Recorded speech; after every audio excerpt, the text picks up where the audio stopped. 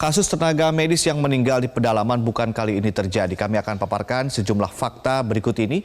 Yang pertama kita urutkan dari kejadian yang paling kekinian atau yang terkini. Yang pertama tentunya adalah kasus tenaga medis yang meninggal di pedalaman Patra Marina Jauhari yang meninggal 18 Juni 2019.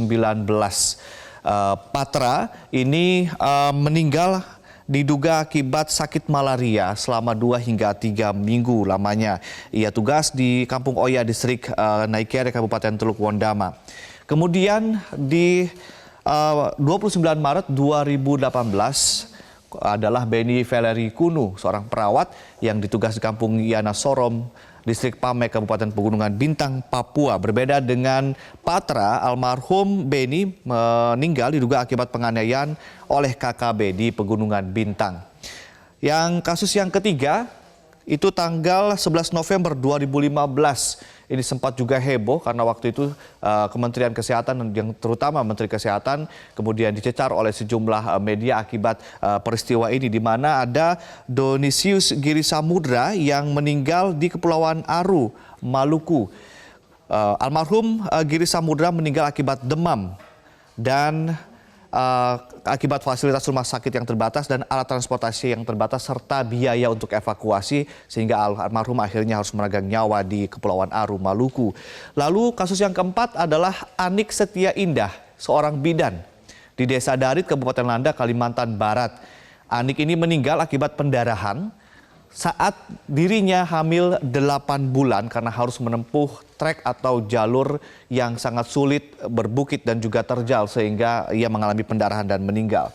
Kita akan bergerak ke data selanjutnya, itu kendala petugas medis di pedalaman.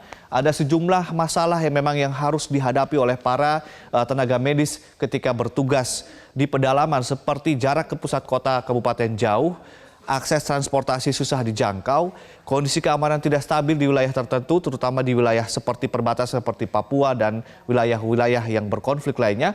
Lalu wilayah pedalaman menganut pengobatan tradisional, sehingga ini yang kemudian langkanya obat-obatan dan juga fasilitas rumah sakit di sana. Dan minim petugas dan fasilitas kesehatan yang memang dengan kondisi geografis Indonesia yang sangat luas, banyak sekali tempat-tempat terluar, tempat-tempat yang terpencil begitu, yang belum terdapat akses untuk petugas dan fasilitas kesehatan. Data berikutnya adalah peraturan kebutuhan tenaga kesehatan di daerah terpencil. Ini sudah diatur melalui Undang-Undang Nomor 36 Tahun 2009 tentang kesehatan, di mana ada pasal 16 maksud kami, yang berbunyi untuk dapat terselenggaranya pelayanan kesehatan yang merata kepada masyarakat diperlukan ketersediaan tenaga kesehatan yang merata, dan dalam arti pendayagunaan dan penyebarannya harus merata ke seluruh wilayah sampai ke daerah terpencil, sehingga memudahkan masyarakat dalam memperoleh pelayanan kesehatan. Ini adalah payung hukum untuk penyebaran tenaga medis hingga ke lokasi-lokasi terpencil. Data berikutnya adalah tindak lanjut Kementerian Kesehatan terhadap apa yang terjadi. Nah, ini ada juga sudah diatur oleh undang-undang juga, di antaranya Undang-Undang Republik Indonesia Nomor 36 Tahun 2014 tentang tenaga kesehatan, di mana pasal 4, pemerintah dan Pemda bertanggung jawab terhadap pengaturan, pembinaan, pengawasan, dan peningkatan mutu tenaga kesehatan. 2, perencanaan, pengadaan, dan pendayagunaan tenaga kesehatan sesuai dengan kebutuhan. Dan 3, pelindungan kepada tenaga kesehatan dalam menjalankan praktek. Artinya sekarang memang pemerintah pusat memiliki visi dan juga memiliki mimpi yang besar untuk kemudian memberikan akses pelayanan kesehatan kepada masyarakat di tempat-tempat terpencil.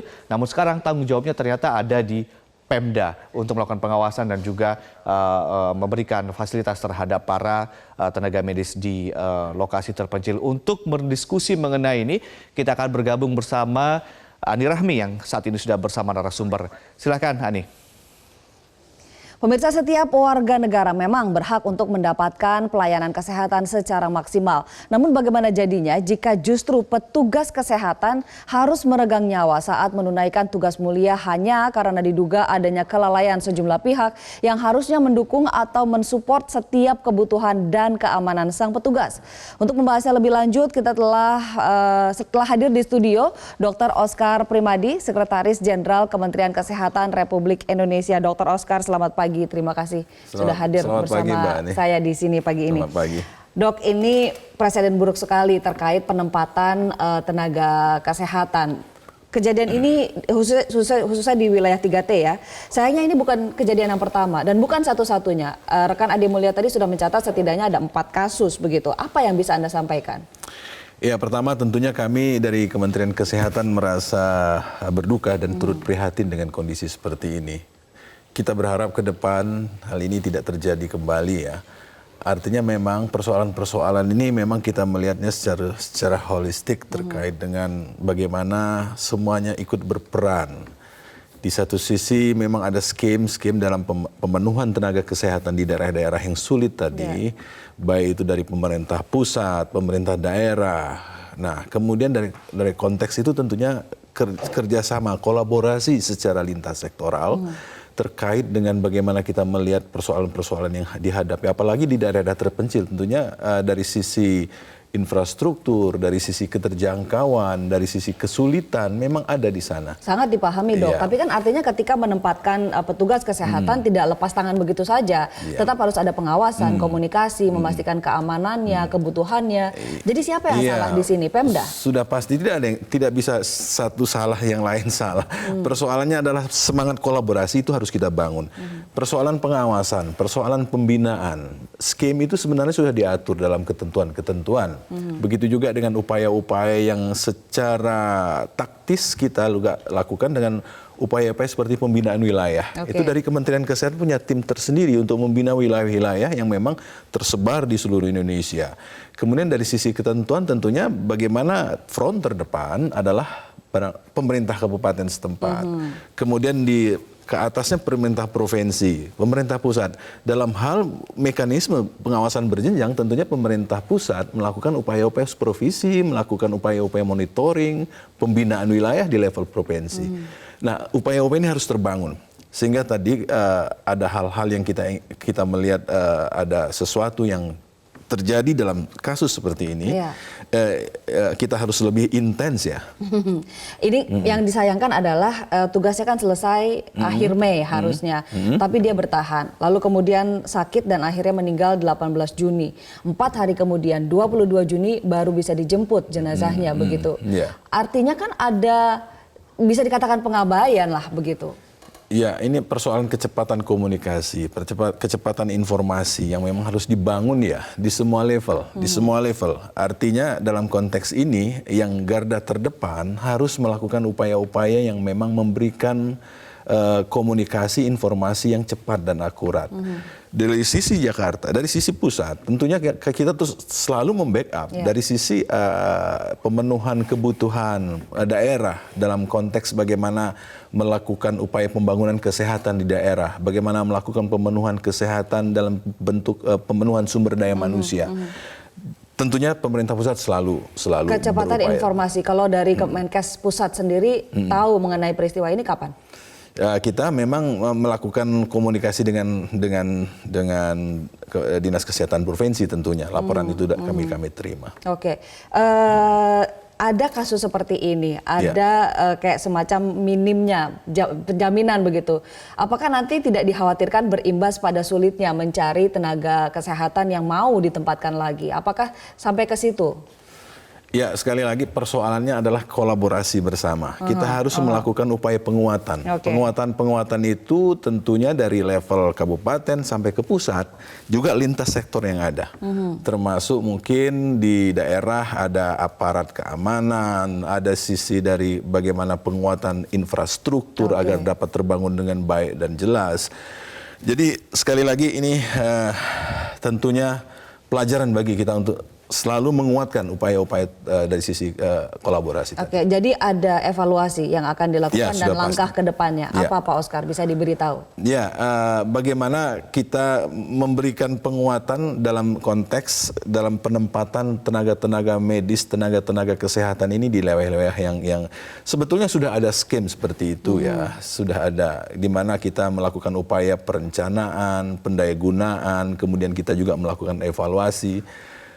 Nah, tentunya sekali lagi kita menyadarkan kita bersama ini bahwa ini tidak hanya Kementerian Kesehatan, harus bersama-sama untuk itu. Oke, sebetulnya sistemnya seperti apa sih Pak? Sistem penugasan dan juga pengawasan itu siapa saja yang terlibat gitu? Mulai dari pusat lah katakan. Iya. Ada siapa saja di sana? Ya, seperti yang sudah saya katakan dalam Undang-Undang 36 tahun 2004 tentang tenaga kesehatan tadi, dimulai dari perencanaan, kemudian pengadaan, pendayagunaan, dan juga pembinaan sampai kepada pengawasan. Oke. Secara terstruktur sudah saya katakan dia berjenjang. Oke.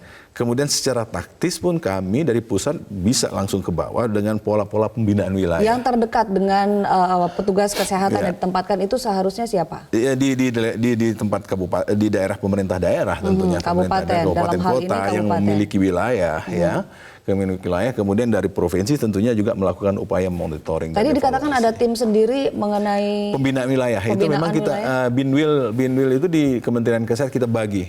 Jadi ada beberapa di bawah koordinasi eselon 1, koordinasi langsung berkomunikasi dengan pola-pola binwil. apakah tugasnya juga mengawasi begitu, memastikan bahwa petugas-petugas yang ditempatkan Ya. itu keamanannya dan kebutuhannya terpenuhi? Termasuk dalam konteks mengevaluasi persoalan-persoalan sumber daya tadi. Juga termasuk persoalan-persoalan program kesehatan. Program-program kesehatan harus juga dikawal untuk itu. Oke, apakah ini nantinya akan berpengaruh terhadap kerjasama dengan pemerintah daerah untuk penempatan tenaga medis lagi?